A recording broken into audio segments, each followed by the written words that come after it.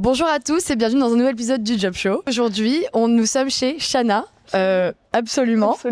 Accompagné de Maxime, qui est donc chef de partie ici chez Shana.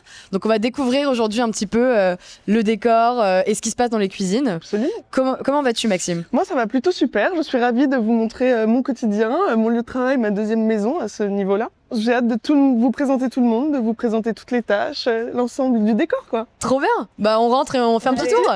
Allez, let's go.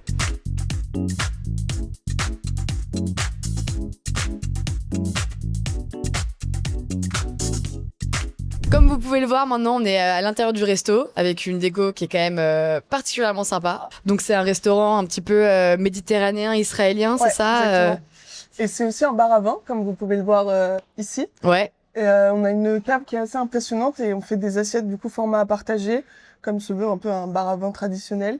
Sauf qu'on essaye de pousser un peu un niveau de cuisine assez élevé. On ne va pas toucher au gastro, mais on va être au niveau un peu en dessous, genre bistronomique plus. Ok. Cool. Ce qui fait que du coup, on a besoin de pas mal de gens, que ça prend pas mal de temps et que c'est assez intense parce qu'il y a plein d'éléments. Mais c'est génial.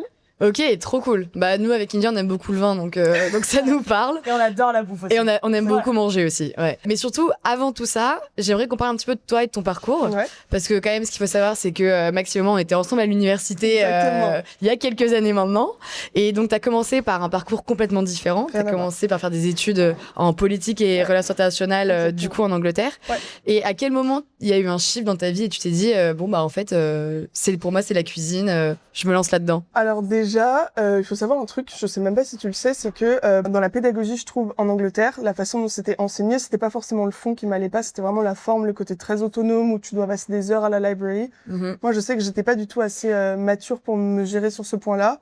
Ça a fait que j'ai lâché l'affaire assez rapidement et que en ayant essayé quelques cours, je voyais que c'était vraiment pas du tout ma DA. Donc en fait, je ne suis pas allée en cours. Il y a quand même la deuxième année, je ne suis pas allée une fois en cours. J'ai quand même réussi à shifter, à avoir mes examens, à avoir mes essais avec des bonnes notes. Donc ça, c'était cool. Et avec le mémoire à la fin, c'était genre la dernière ligne droite. Je me suis dit, c'est la dernière fois que je me fous dans une position pareille à faire quelque chose en fait qui m'intéresse pas tant que ça. Ouais. Et je voulais surtout faire un truc de mes mains. Donc dans la vraie réalité, à la base, après BATS, je voulais faire une école d'art.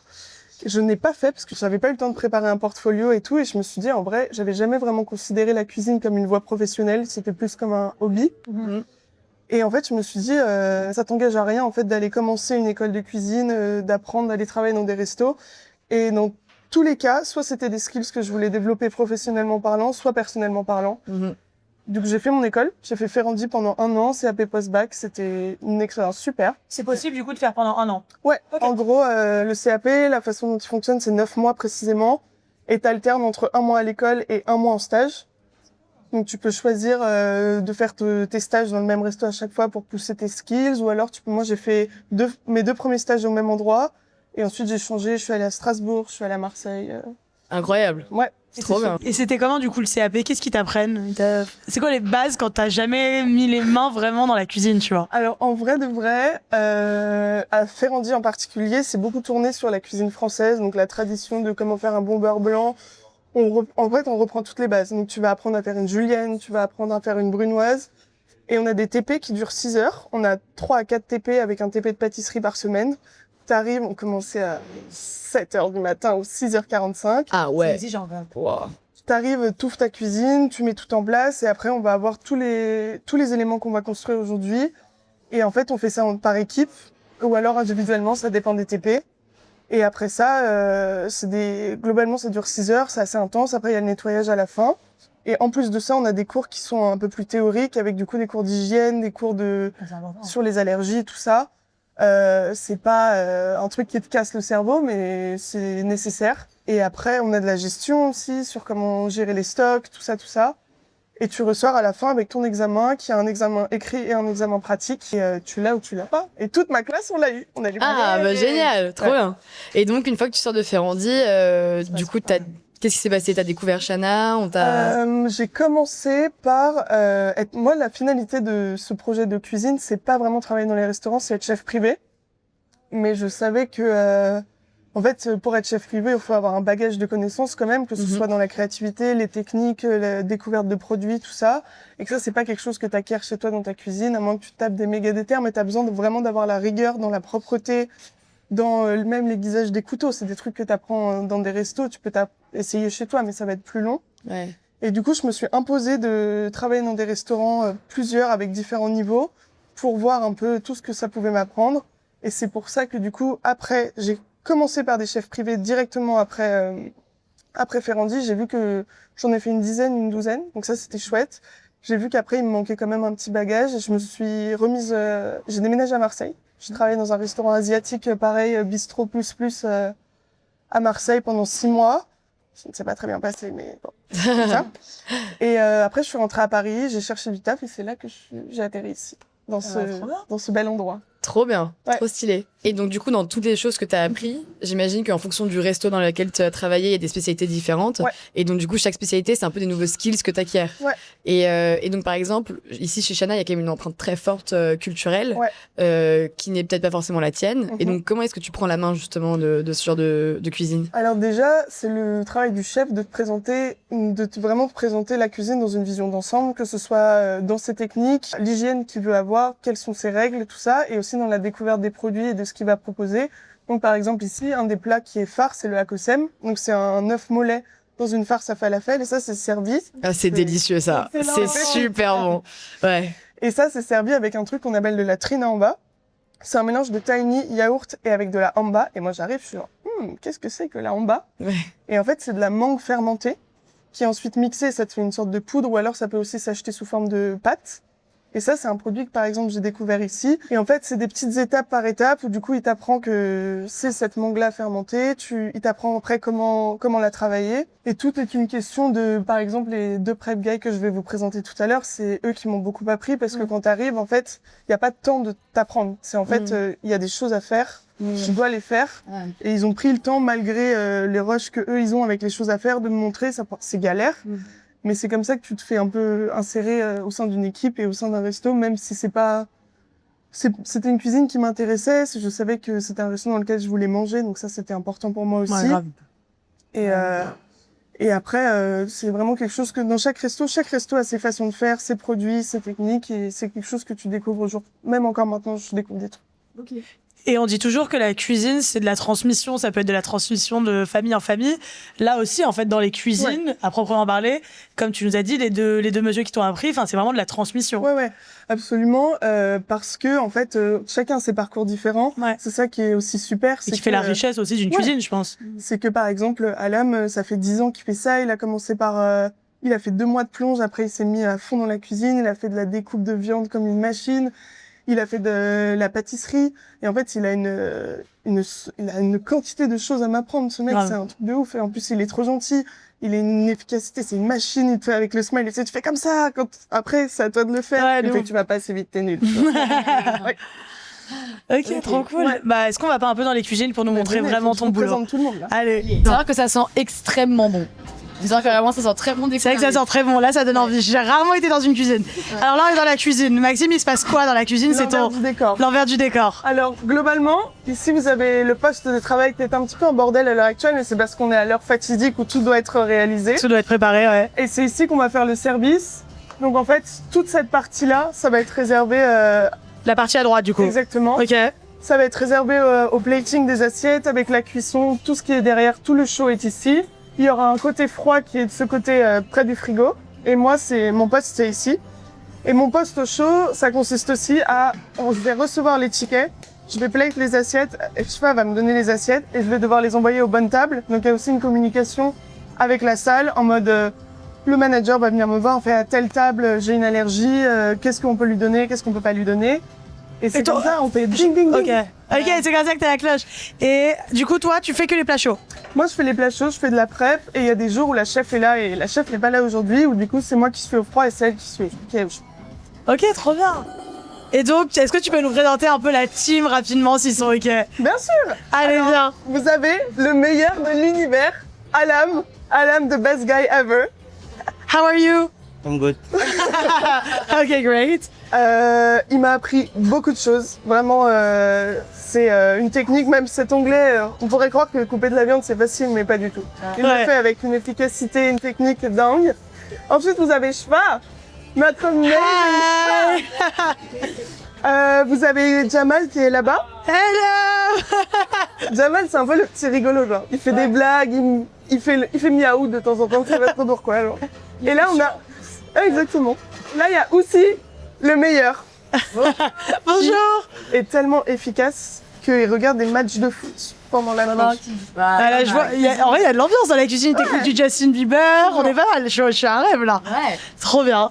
Et donc là, tu vas faire quoi par exemple? Explique-nous un petit peu qu'est-ce que c'est la préparation. Je vais vous expliquer. Allez. Tous les soirs, je vous fais 2 versions. Ok. La version qu'on réalise tous les soirs, en fait, ça c'est la liste de tous les éléments qui composent tout le menu. Ok. Donc en gros, tous les soirs, moi je vais me poser, je vais regarder tout ce qu'il y a dans les frigos là, tout dans les frigos là-bas, et je vais regarder tout ce qu'on a besoin de faire pour demain. Et donc ça, c'est la version du soir, et ça, c'est la version qui a vécu après une journée de travail. Donc elle a un peu pris cher, mais c'est tous les jours comme ça, et en fait, eux, ils arrivent le matin de 9h à 18h, ils font un maximum de trucs possibles. Moi, j'arrive à 15h avec Shfa ou la deuxième personne qui est en service.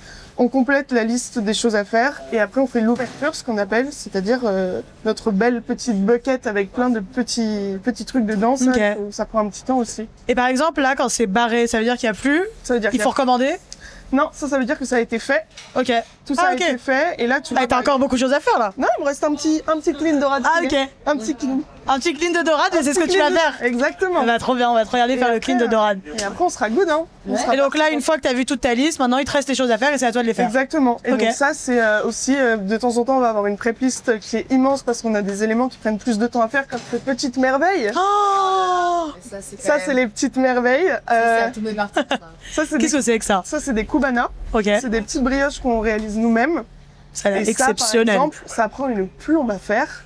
Et donc, en fait, on peut avoir une pré-liste avec pas beaucoup d'éléments, mais des éléments qui sont très longs à faire. Et pour ça, à la Medjamal, il n'y a personne d'autre qu'eux qui réalise à faire ces petites brioches aussi belles. Des petites merveilles. Des petites merveilles. Ils font des petites merveilles. Ok, donc là on va clean la dorade. Là, on va clean la dorade, ouais. Allez, Vas-y. Alors, là Maxime, on est au clean de la on est dorade. au petit clean de la dorade. Donc, on reçoit nos filets de dorade sous cette forme-là. Ok. On n'a pas le temps, malheureusement, de les recevoir entières et de lever les filets nous-mêmes, mais il reste quand même un petit travail à faire. Donc, Les on va- arêtes genre? Exactement. Eh. Parce que qui a envie de manger des arêtes dans son Pas moi. poisson En au vrai, restaurant? pas moi. Pas moi. Et s'il en reste, c'est genre c'est de ta faute. S'il en reste, c'est de ma faute. Ok. Et donc, le principe, c'est que je reçois mon filet comme ça, j'ai ma petite pince, tu chopes ton arête comme ça, il y a un peu une sorte de truc à faire, c'est-à-dire que tu dois pincer la chair parce que sinon, quand tu tires, la T'as chair toute la du qui part. poisson part avec Ouais. l'arête. Tu mets ça dans ton eau. Faut pas d'eau sur le poisson, sinon t'as des bactéries qui se développent. Ah ouais. Et tu me fais ça tout le long. Ça, du coup, on n'essaye pas de le faire tous les jours parce qu'on essaye d'en faire des grandes quantités d'un coup pour éviter de se taper ça tous les jours. Et le poisson, il se conserve bien?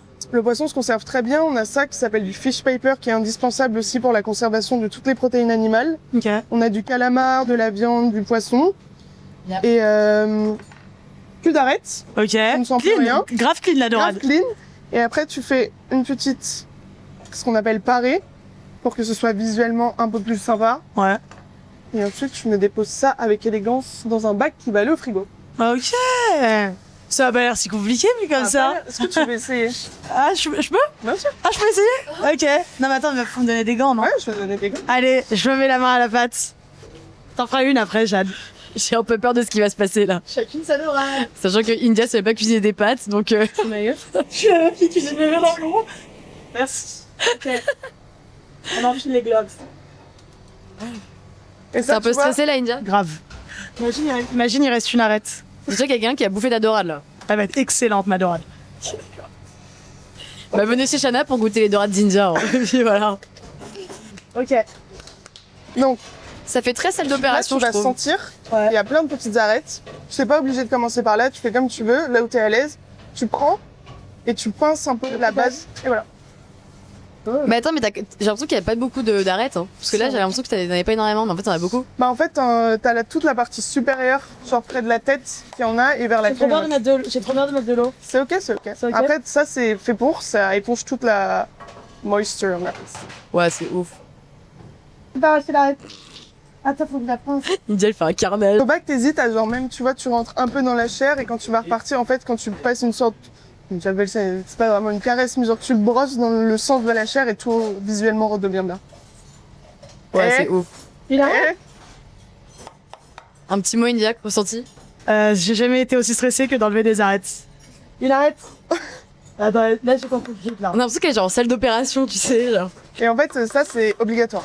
Ah bah oui, j'imagine. Tout ce qui est protéines animales, tout ça, tu touches pas sans avoir des gants. Mais ça, dans la restauration, l'hygiène, c'est un vrai truc. Hein. Bah, c'est... En vrai, tu peux faire la meilleure cuisine du monde. Si jamais ta cuisine, elle est pas propre, t'as des risques de contamination et tout. Et ouais. Ça, c'est un truc qu'on vous apprend à l'école, j'imagine, de genre toujours avoir son... C'est un truc qu'on nous apprend à l'école. Moi, sa table de travail clean, quoi. Ouais. Son poste de travail déjà, et après dans la fermeture du resto, c'est un truc que tu apprends plus vraiment sur le terrain, où vraiment tu as des normes, c'est tu passes savon, ensuite t'essuies, et ensuite tu mets du vinaigre pour bien désinfecter, tu fais ça tous les soirs. Le four, il faut qu'il soit nettoyé, faut que la cuisine soit nickel, comme si on n'était jamais passé là. Mais ça, c'est un temps en plus, en fait. Hein. Ça nous prend entre 1 heure et 1h15 tous les soirs. Ouais, tu vois, ça, faut le prendre en compte, ça, quand même. Tu donnes, je suis la reine des arêtes, ouais. Ok, il m'en reste une. J'ai l'impression que c'est un peu thérapeutique quand même. Genre, tu sais. Ok, ouais. dis-moi si c'est fini là. C'est fini, ma belle. Tu veux terminer ton filet? Allez, ok. Faut que ce soit droit. Droit. Là. Ouais, vas-y, donne un coup sec. Attention, il me dit un couteau entre les mains. Exactement. Je répète. Et là. Et alors là, je te montre le move à avoir, ok? Tu commences là, ouais. Et dès que tu sens que ça commence à couper, okay. Comme ça, et d'un coup sec après. Oula, attends. Ça me paraît.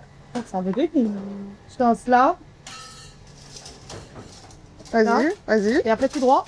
Après tout droit un peu, et après tu coupes d'un truc net.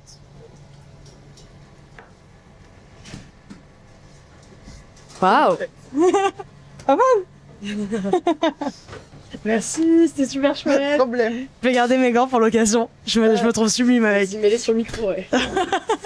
Avec le micro, elle adorable. Et donc toi, l'intitulé de ton métier, c'est chef de partie. Ouais. C'est quoi la différence entre un chef, une sous-chef et une chef de partie? Alors déjà, dans tout ce qui est chef, il va y avoir un mot à dire sur la création de la carte. C'est-à-dire que c'est la chef, par exemple, la chef actuelle qui s'appelle Zohar, qui a créé le menu de A à Z.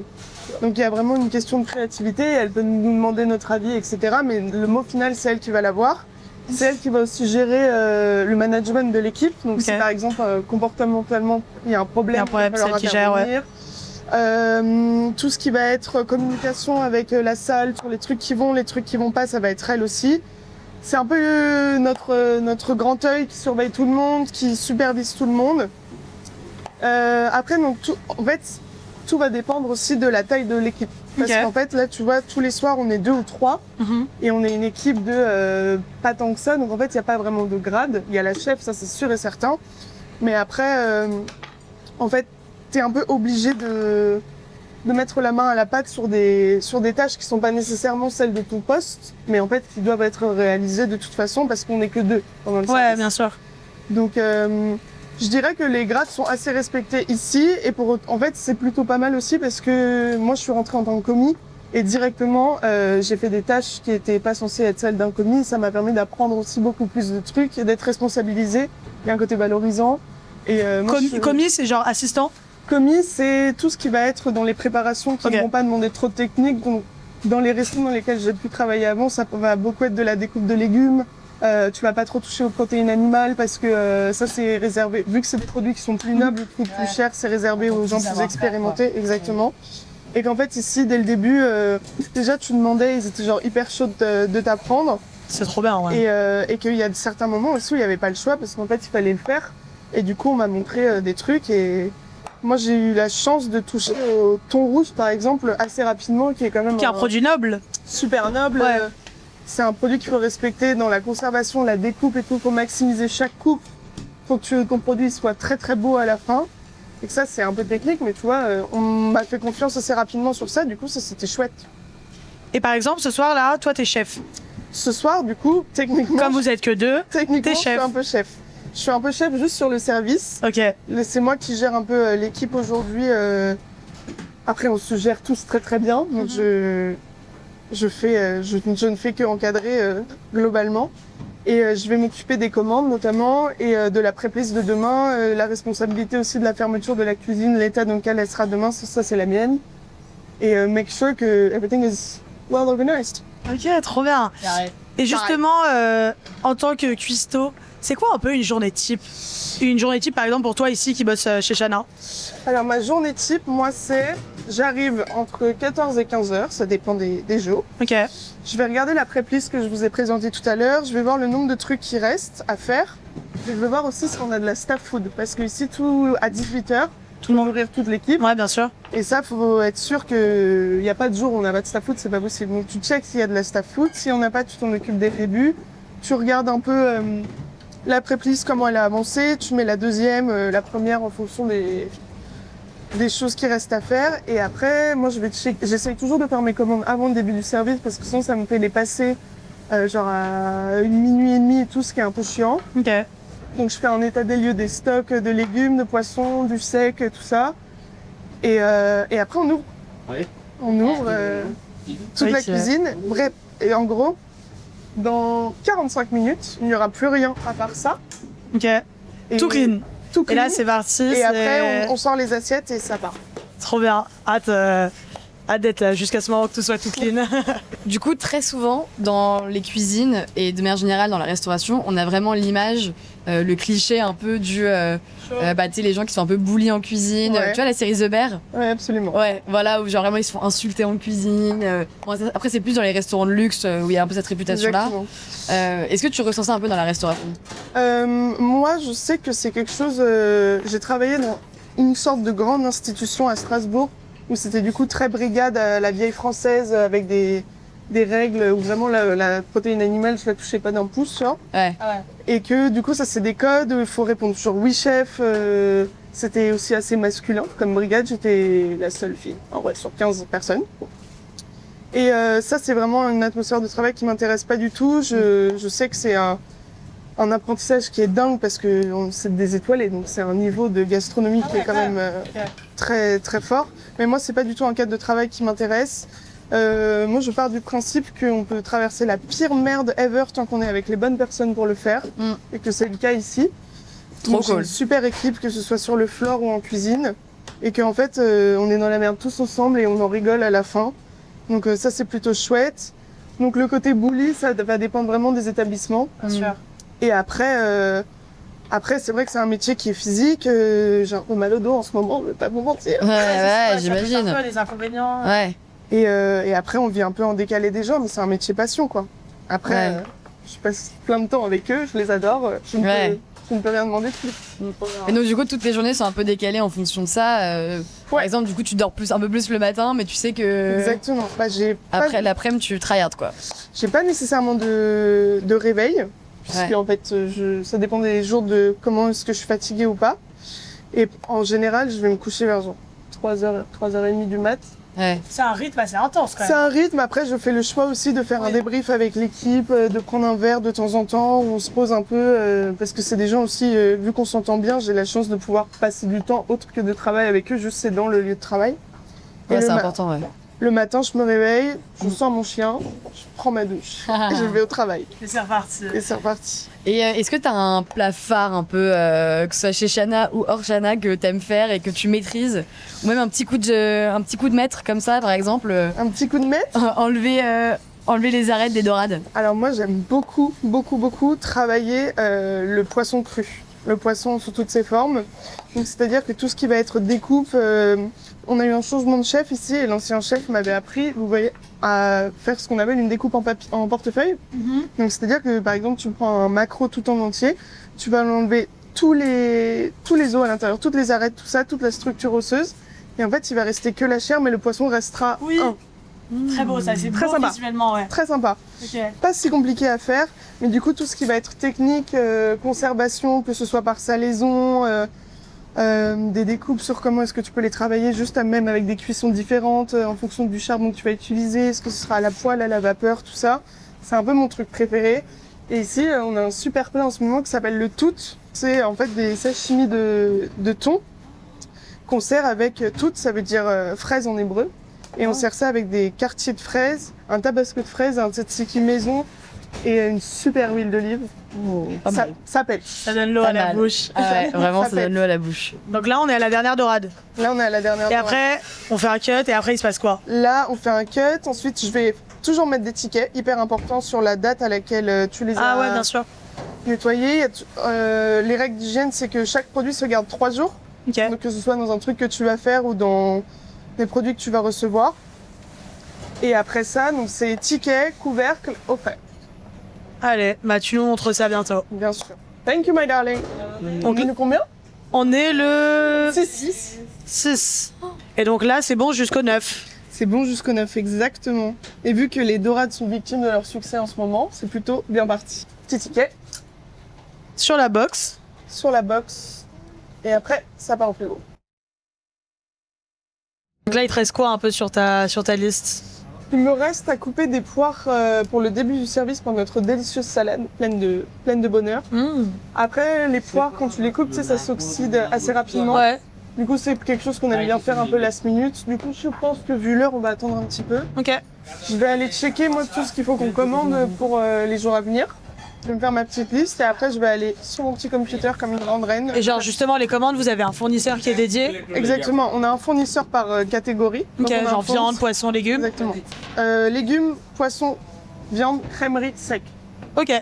Donc on en a 4 à peu près. Et donc c'est même logiciel. Tu choisis le fournisseur que tu veux contacter, tu choisis ta date de livraison. Et si tout va bien, Ça arrive le lendemain. Ah, le lendemain? Ouais. Ah, c'est ouf. Ouais. Ah oui, la chaîne de production, là-bas, ça doit bosser. Hein. Ça y va. Bon, bah, on va te regarder et passer les commandes un peu. Faut que je regarde.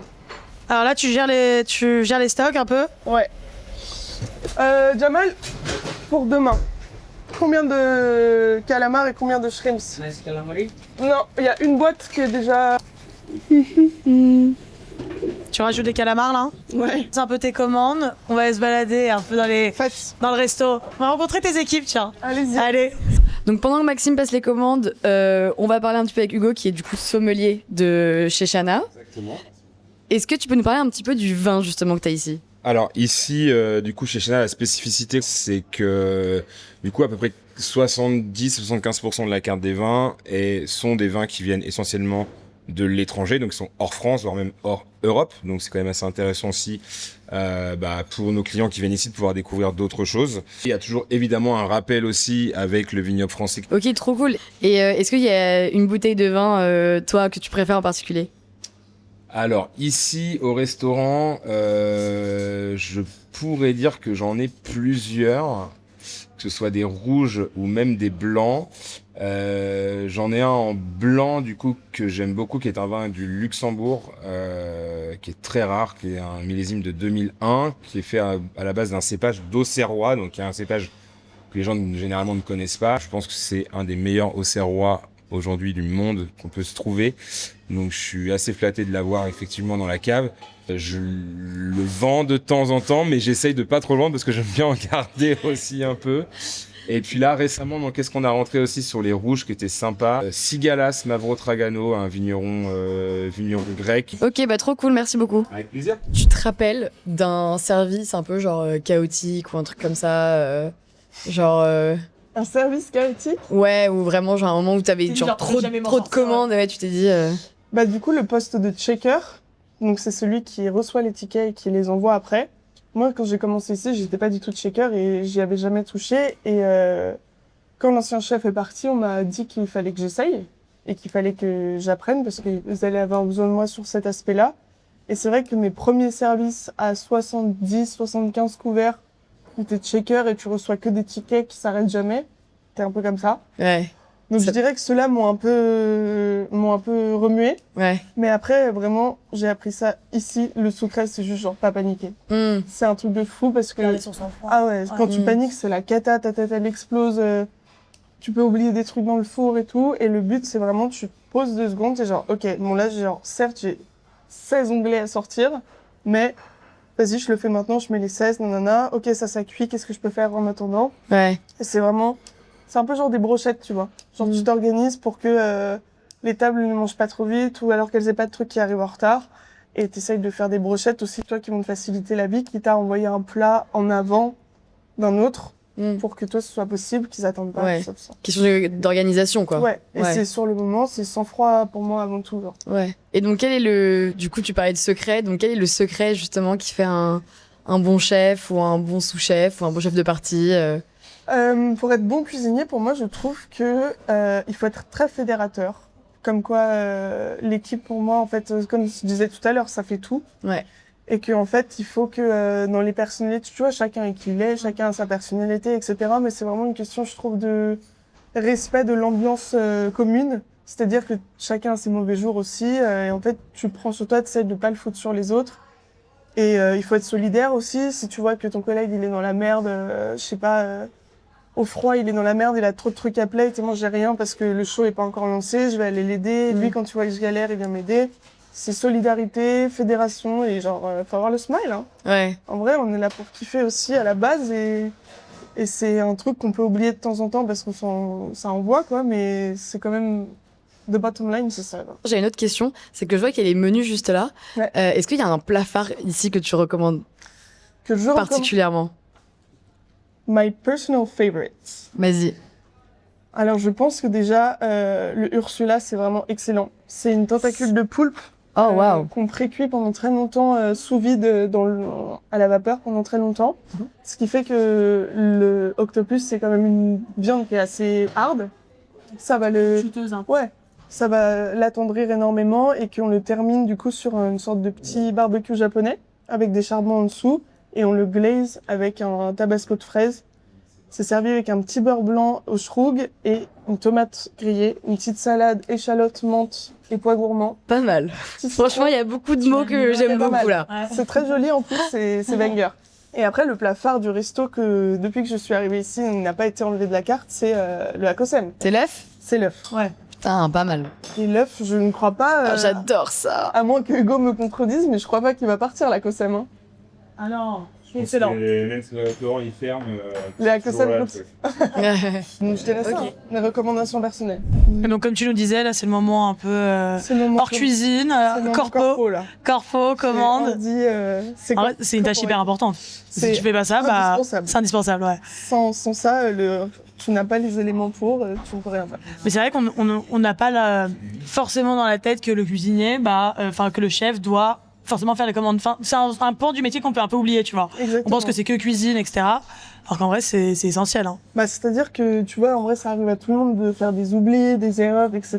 Et que ça fout tout le monde dans la merde quand tu fais un... Là, si tu vois, demain, je commande pas le beurre, ils pourront pas faire une quantité de choses qui n'est pas possible, qu'on va devoir retirer de la carte. Et si tu l'oublies, c'est ta faute. Si j'oublie, c'est de ma faute. Ok, mauvais point. Mauvais point. Donc maintenant, il est 18h, et comme Maxime nous l'a dit tout à l'heure, on voit que tous les plans commencent un peu à être clean. Tout est Clean, donc là vous allez bientôt dîner. Exactement. Et ensuite le brief du staff. Le brief du staff, on va voir ce qui nous attend ce soir, le nombre de personnes, qui sera là, pourquoi, est-ce qu'il y a des anniversaires, ce sera la surprise. En tout cas si vous voulez, India et moi on est là, s'il y a des restes, tu nous dis. Hein. Et qui s'occupe des desserts? Les mousses ici, les rala pudding ici. Ah vous avez que 2 desserts? Ouais. Facile, pratique. Simple, ok, efficace. Trop bien. Et donc là, qu'est-ce que tu nous prépares? Je vous prépare une pâte de fermented chili. Ouais. Ça, c'est ce qui va aller avec notre Plate for the Brave, qui est une composition de 3 piments différents. Donc, on a du piment fermenté, du piment frit et un shroug, qui est une pâte pimentée qu'on fait nous-mêmes avec des herbes et des épices.